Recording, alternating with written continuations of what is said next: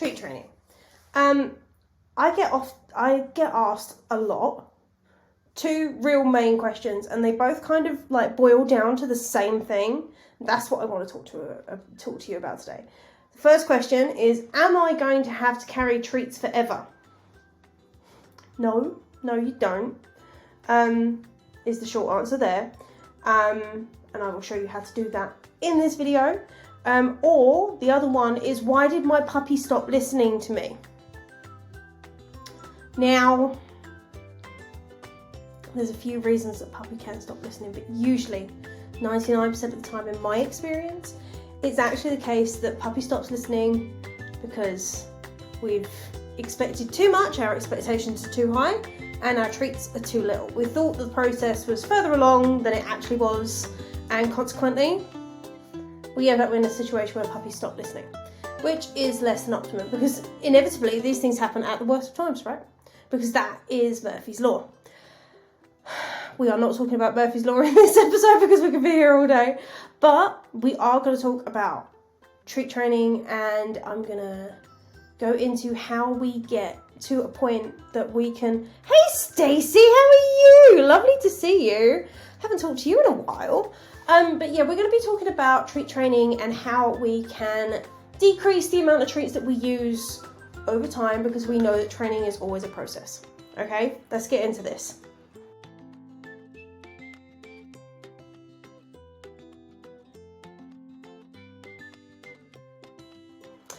Right, first thing is I want to talk about why we use treats. We use treats in training to ensure our pup understands that they've done well, that they have done what we've asked them to do, and to encourage them to do that again. That listening to us is the most rewarding thing, and it is consistently the most rewarding thing, okay? So there's kind of one of these phrases that, you know, consistency is king, 1, and what's rewarded gets repeated, 2.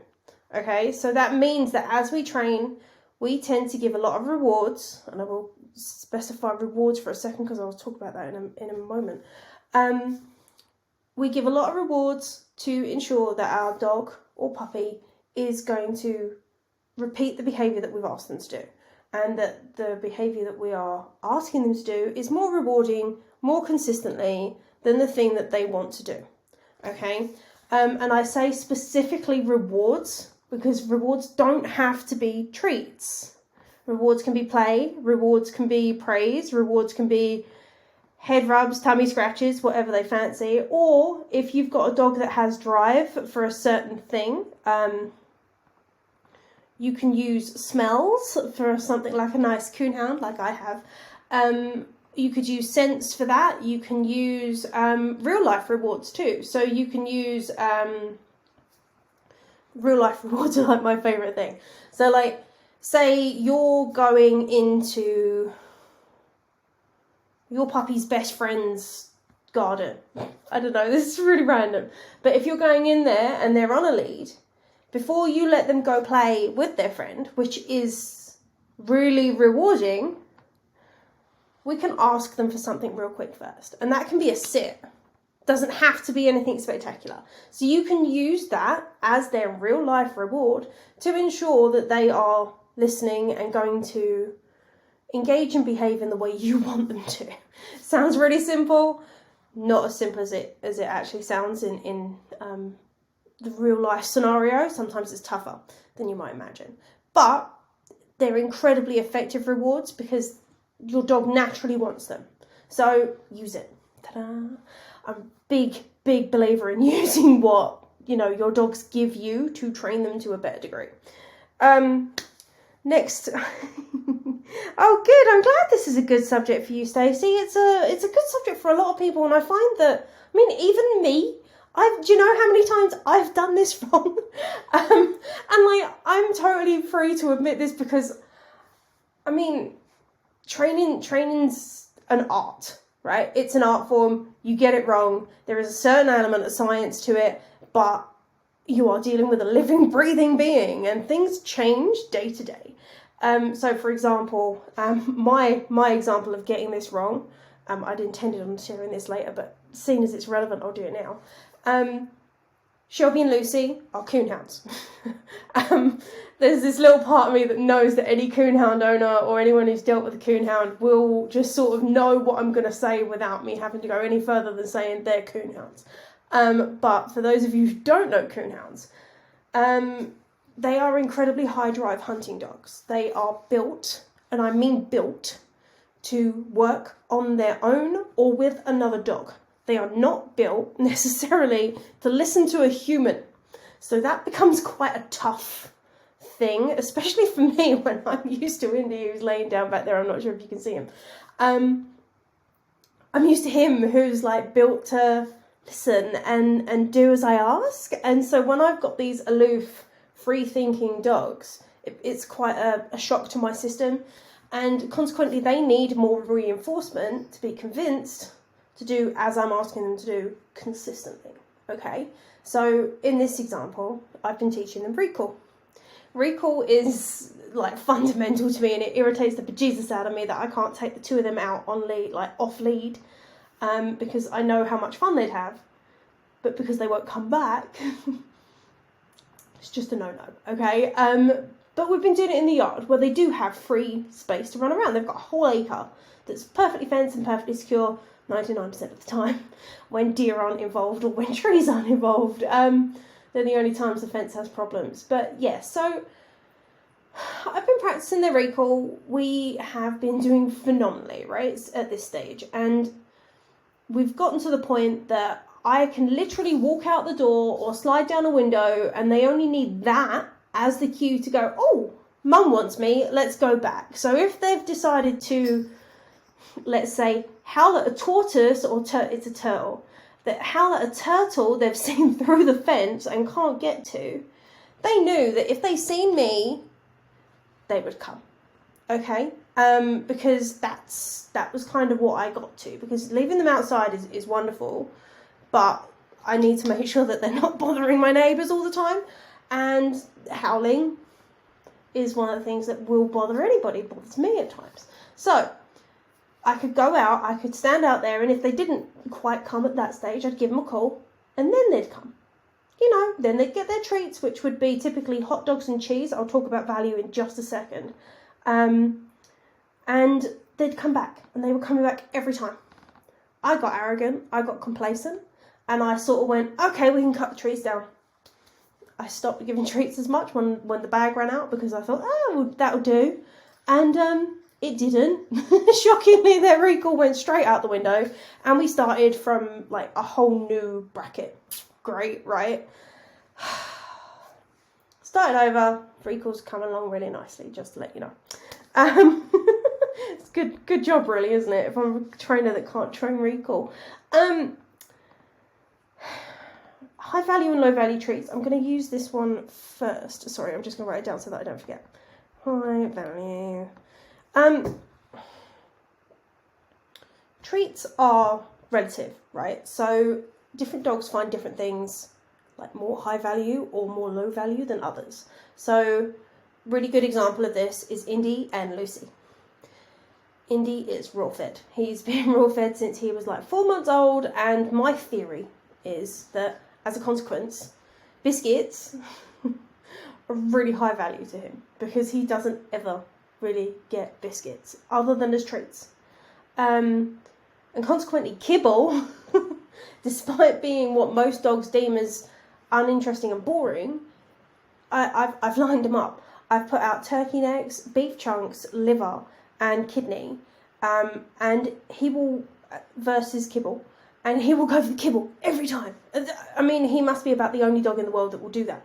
But Lucy, shockingly, if I ran that same test with Lucy, I know where she'd go first, and it's not the kibble. It'd be anywhere but the kibble, probably the liver. But my point of this is to say that different dogs have different scales of what they enjoy and what they will find the most rewarding within the treats category. If you want to get really complicated, you can filter in toys and praise and figure out where they stack in amongst the treats. But start with the treats, because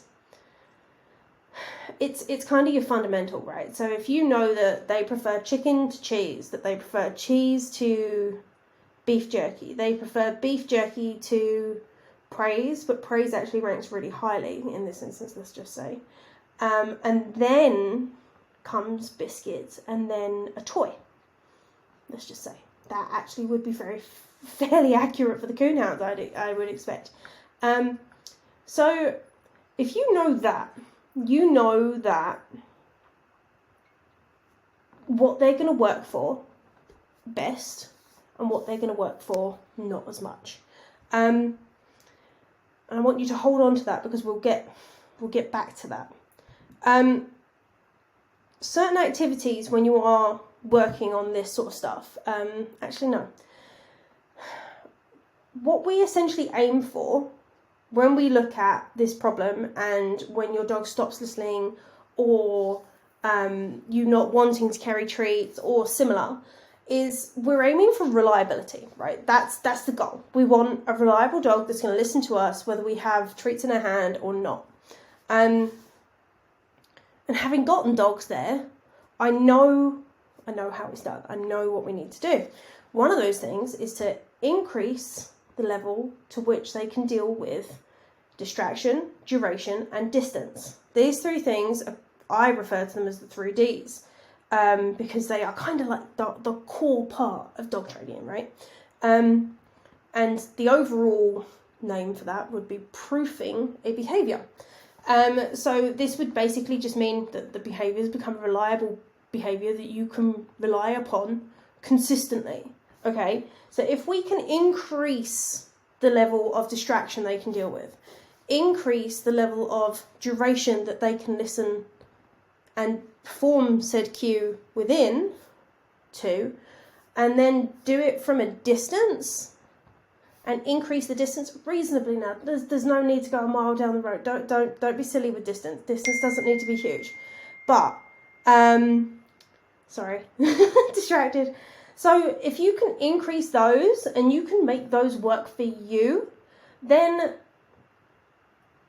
so like, it's like a scale, right? 1 to 10. So if you say that your dog's at a 7, if you slowly increase the 3Ds, they'll increase their 8 to 10 range, right? And you'll get them closer to the desired reliability levels. It's different for every dog, but, let's just put a number on it to make sure that we understand. And if we then sort of bring the bottom line up, because reliability to me is like a small window, and dogs work on a range like we do, because if I'm tired, I'm easily distracted. If I am, I don't know, emotional over something, I'm easily distracted. I might not even be able to focus at all. So that range is something that we need to narrow down to increase reliability, right? So if you sort of say that, with a sit, they're up here, but with a recall, they're down here, we need to decrease that gap to make sure that they're reliable across the board. And to do that, we increase the top by proofing with the 3Ds, like I just said, and then we increase the bottom by practicing again with the 3Ds. But we can also slowly, essentially like decrease the treat value. Okay, so we ask them to work harder for less. And it sounds really mean when you put it like that, because if you put that in human terms, that's like saying, great, I've got a really great worker in my business. They do phenomenal, and as a motivation for them to do phenomenal, I'm going to pay them $1 million a year. And then as they do better, I'm going to decrease that, because that's how that works. It's like, no, that's not how that works. Not for humans anyway, but it is for dogs. So in this instance, we can actually start weaning them off of treats to make them work harder for less. And how we do that is knowing our value scale of treats. So if we know what value those treats hold to our dogs, we can start, say, interspersing treats. And interspersing, I would then sort of have a bag of, I don't know, pick a ratio. Pick 3 things, take them all at, a high value ratio of like 2 parts their favourite treat, 1 part their second favourite treat. Does that make sense? And then, so when they come back, when they do their recall, when they do sit at a curb, or when they I don't know, do exactly what you ask them to do when you're asking them to do it, like a perfect heel round a corner or whatever, they don't know if they're going to get their favourite or their second favourite. So that could be chicken, cheese. Okay? That little element of randomness will still keep them motivated to do exactly what you're asking them to do, but it won't become a real shock of, well, I'm no longer getting rewarded for this, I'm no longer doing it. Does that make sense? So essentially what we're trying to do is take down the steps, make the steps smaller so that we do set up for success. So by meaning that we've got 2 parts chicken to 1 part cheese means that they're still being really, really highly rewarded in terms of their treat value, but they are not being as highly rewarded. So we're weaning them off is essentially what we're doing. Okay, so then you'd essentially go, well, now I'm going to do 50% cheese, 50% chicken. Then you'd change it again so that you'd possibly take out 25% of the cheese and put in their third rank. And just slowly work them down the scale, essentially. And then the second thing you can do, this feels really mean sometimes, but you know, I treat fairly heavily anyway, to ensure behaviours start working. But as you wean them off, it does feel mean at times, and they do kind of look at you so say, but I should get a treat. Anyway, then you start asking for more for what they're doing. So like if they do a recall, you ask them to recall, then sit. Or you ask them for a recall, a sit, then down. And if you can add in these things and make them work harder for the same amount of reward, that's a good thing. Because it's increasing their focus, and it means that the treat becomes, they're expecting less for more, which is great. Because it leads to the scenario where we can decrease the amount of treats that we take out. Which is the goal here, right? So then when you do that, you can start bringing the number down and down and down. So like you can get 3 recalls out of no treat. And then on the 4th one, you'll treat.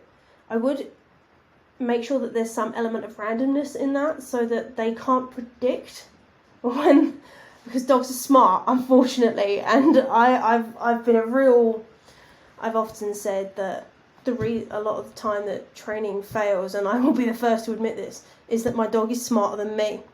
And I swear that's the case, that the dog's just actually outsmarted you, and you just need to find a new way around the problem to find the right route. It's a funny one, isn't it? Dogs are terribly smart. So if you start doing like every second recall they get a treat, they're going to stop listening on the alternate ones because they're too freaking smart for their own good sometimes. So watch out for that. Do make sure if you are like doing a lower ratio of treats per cue, then make it random. Don't always ask them for the same pattern. Don't always ask for the same number of things, because they will just go into a pattern of recall, don't recall, recall, don't recall, and then you're going to get frustrated and then it won't work. So, and I'm going to get that question again of, why did my puppy stop listening to me when I stopped giving them treats? It's really funny. I love getting that question. It's like, did you stop giving them treats? And they're like, yes. It's like, yes. Well, that's why. If you stop giving the reward, they're not going to listen anymore. Because you haven't proofed the behaviour and you haven't cemented it in there, have you? But, and I mean that in the nicest way, because like, it's just really funny to me that I answer the same question a lot. But then I suppose that's the difference, isn't it? I see all this stuff and I see it from a different outsider's point of view. But as I said, even I get it wrong. It sounds so arrogant. I don't mean that as arrogant as that sounds. So yeah, by doing that, we've then pulled up the top level of what they can focus under and asked them to do more for less. So we're getting that little window of reliability, which is phenomenal, because that window just means that you're not going to have to treat them all the time. It means that you can get more out of them. And I mean, I'm not saying don't treat them at all, because I still do. I'm always going to treat them. There is basically a little jar of cookies on the side of my counter that get put away. There is slices of cheese and hot dog in my fridge, just in case I've got to pull them out of a situation. So whilst you can go out and you can take less treats, I would never take none. Because if you ever do get into a predicament, having something there that's like a powerful draw for your dog is just, it's kind of a get out of jail free card, right? And these things only ever happen when you're not prepared, I find, because like I said earlier with Murphy's Law, it does like to come back and sting you in the bum. And that's just how life is. So if you go prepared, you know, you're setting yourself and your dog up for success, and you're going to have less issues along the way, right? So we've covered that. Okay, so my last real thing is to give you a really quick tip, one of my favourite tips. You can increase the value of a reward. So even if it is something that's really basic, like kibble, you can make that kibble more valuable by turning that piece of kibble into a game. Okay? And this is where I love Find It. All of my dogs know it, and I'm really hoping that Indy's not going to perk up and start hunting around the room. So Find It, essentially, I will take a piece of whatever, whether I've got 1 piece, 12 pieces, 3 pieces, whatever, and I will just go, Indy, find it, and then I will throw it. And he's got to go snuffling around and find it in amongst the grass or on the floor or wherever it is.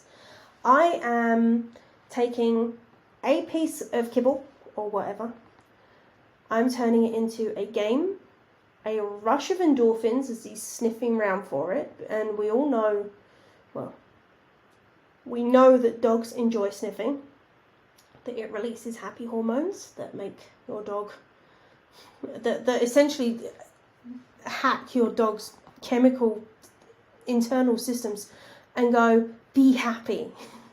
So you're turning it into a game, a rush of endorphins, and then a reward. I mean, that's great, right? So we can use their own natures against them, or for our best effect. It sounds so sinister when I say it like that. It's not that sinister. It's just something that we can use to our advantage when we get in a pickle. And like then that find it cue can be a great emergency recall too. So if your dog's doing something that you don't want it to do, you go, Fido, find it. Throw. And I guarantee you that dog's going to come racing back over that field. Especially if it's something high value with game. With that element of play and game involved. Because it just makes it so much fun. Right. That's kind of the main gist of the story today. And what I am going to really quickly just do is run back over what we've said. We've covered why we use treats in training, and that you can use other rewards. Especially if your dog's a little overweight, it's a really good idea to use other rewards. You can use some lower value things, but low fat things as well. Biltong and jerky actually is fantastic for that. It's high value and low calorie, high protein, great. We've covered the fact that certain not tricks, but certain cues will be easier. So asking them to sit at a road is going to be easier than asking them to recall across a busy field of soccer players. Feels really against the grain for me as a Brit to say soccer as opposed to football. So yeah, be aware, America, I am really trying. We've covered the relative value of treats. We have covered the little narrow window that we would refer to as reliability and how we get there. We've said about the interspersing high value with lower value treats. We've also said about giving treats at random times and making sure that we slowly phase treats out as opposed to, or down and then out, to make sure that pup doesn't get like a shock to the system and just stops listening, because those ears will just turn off, I promise you. And then I gave you a quick tip about using fun and play and games to make low value treats higher value treats. So I'm really hoping you found that helpful. I am going to be going live on Instagram on Thursday, hopefully just Instagram this time. I'm going to be going live over there. I'm not sure what I'm covering yet, but I'm hoping I will see you there. I've also got a free Christmas workshop coming up on Thursday. So if you do want to attend, please just like ping something in the comments and I will drop you a link, or I'll put a link in the comments, or it's on my Instagram. I'm pretty sure I've spammed Facebook with it too. So by all means come join me, because I'm really looking forward to this. I love Christmas. Christmas is one of my favourites, which is why I have my hat all ready to go for Thursday. And yeah, come join me, because we're going to learn how to like stop your puppy from jumping on your guests. We're going to learn how to manage your puppy during this time, and like how to like keep your tree and your presents safe. And if you've got any questions and answers, I'll also be having a Q&A session during this time too. So please do come along, do sign up. It is entirely free, and I am doing this to make sure that you guys have the very best Christmas that you can, because I know that you can have a wonderful, wonderful time. And I will see you on Thursday. Thank you very much for joining me. Bye guys.